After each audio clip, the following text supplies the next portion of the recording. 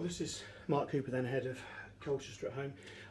Mark, since we last spoke to you, it's emerged that a fan who'd tried to watch the Cambridge Forest Green game has sadly passed away. Obviously, very sad piece of news. What are your thoughts and the thoughts of the team on that? It's obviously very sad when somebody loses their life for going to watch a game of football. I think the team have been made aware of that yet. We've only just found out ourselves. So, yeah, very sad. And I suppose actually quite a humbling thing as well that, you know, the lengths that people go to, as always, to watch you and try and cheer you on. Yeah, I think it was a fan from the southeast, so I'm led to believe. But, yeah, like I say, very sad. You've had, since then, a full week of training, and I suppose that's been quite rare so far this season, hasn't it? That you've had 7 days between games. Yeah, it's the first sort of time. I think we had one after the Oldham game week. It's nice to have a clear week so we can get a few things bedded down. And how much does that help the likes of Jack Aitchison and Kyle Taylor, who are still relatively new? Yeah, get a good solid week's training. Had a really tough week training this week. Worked really hard and nailed down some basics for them. And yeah, it's looked okay. And presumably, when you're integrating new players, you start with the simple stuff. Has it been a case of adding a layer or two with that now? Yeah, it's quite a simple game that we play. Just topping their fitness up, and like I say, getting relationships on the pitch with the players that they're playing with. And how pleasing is it that those two in particular seem to have pretty much hit the ground running? Yeah, they're good players. You know, obviously Kyle's come from a Premier League club. He's played in their first team, and Jack's played in Celtic's first team. So we're not signing people that are not good players. They know what they're doing. It's just, like I say, getting them into our way of thinking. And when they do that, how difficult then does it become to pick a team at the moment? Because yes, you've got to pick a team, but you know what you want as well is strength and depth in your squad, isn't it? Yeah, we have to have some depth, but we don't want that many numbers where it then becomes a predicament. Who's going to play and people not getting game time. So we try and give everybody enough minutes without weakening the team too much. And for this weekend, obviously, it's followed by a long trip up to Carlisle. You've picked teams for Saturday with Tuesday in mind. Do you have to do the same again this weekend, maybe?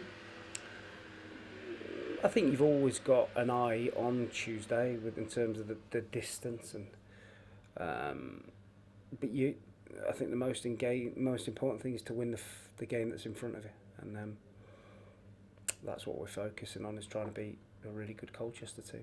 Yeah, what are your thoughts on them? Because they'd probably say they haven't hit top form so far this season, apart from possibly Crystal Palace. Yeah, but I think when every year they sell their best young players for a lot of money, pretty similar to us. You know, they sell thousands and thousands of pounds worth of players. They have a brilliant academy that they can promote players from that academy that are ready, and it's a conveyor belt, and they get results. So very good model. And I mean, thinking back to last season, they came here and did a job on Forest Green, but then you both reacted in very different ways after that game. Yeah, we went there and played quite well. Different kind of performance. We sat off and invited pressure, and they played very well on the night here. You know, and they finished just short of I think with a couple of minutes to go, they were in the playoffs. If it wasn't for Newport's late winner at Morecambe. So yeah, the staff, John there and Steve there, they've done very well with what they've had at their disposal. And they seem to have plenty of nous up front in Norris and Newblay as well. Yeah, they've got some good experience there. You know, Harry Pell as well. They've got some good experience in the team to help the young players along the way, like we have. Talking of experience, how's Matt Mills' recovery from hamstring trouble going? Yeah, he's been running today. He's not too far away. And everyone else okay? Everyone's available for Saturday apart from Matt Mills, yes. Excellent. And Liam Shepherd was back fit, obviously, last weekend. How much closer is he now to... Because he was in your thoughts last weekend, but didn't make the 18. He'll feature in the 18 on Saturday. Thank you. Good luck. Thank you. Mark, what do you expect from a John McGreal side? They always play really good football, quite expansive, have really attacking wide players or wide number 10s that are really exciting, like Courtney Senior, very good. Big Frank's a handful, Norris is a handful, so they'll try and play and they'll be a threat. There's a few old heads in that side, but a smattering of promising youngsters as well.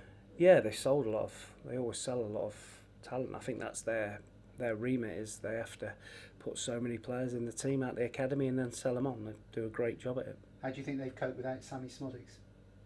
Difficult when you lose a player like that, similar to us, Maurice Brown. Sometimes it's not a question of replacing like for like, it's trying to find a different way. Yeah. I think they're unbeaten in 6 games in all competitions, so they're going to be a tough opposition to crack. Of course, yeah. It's should be a good game. We're going well. They're on an unbeaten run, so it should be a good game. Yeah. There were things on Saturday that you were pleased with, and things you weren't. I guess those things have hopefully been put right this week. Yeah, we can't. I mean, listen, if players pass the ball to the opposition, you know, when their teammates 10 yards away, it don't matter what you coach or what you do. We have to be take a bit more pride. Defended really well. We had a lot of determination, but the simple stuff we didn't do as well. So basic football, pass the ball to the man nearest to you and run forward. How pleased were you with the impact of Jack when he came off the bench, and is there plenty more to come from him? Well, we don't want to put too much pressure on him, but he came on, scored a great goal, could have scored another one.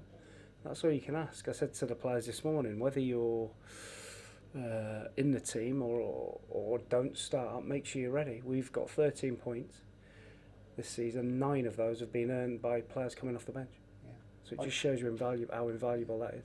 I don't always trust Wikipedia, but I looked at it today. 175 games as Forest Green manager in 3 seasons. What's the secret to longevity as a manager? Because it is normally such a short-term job. Having a good chairman and winning games.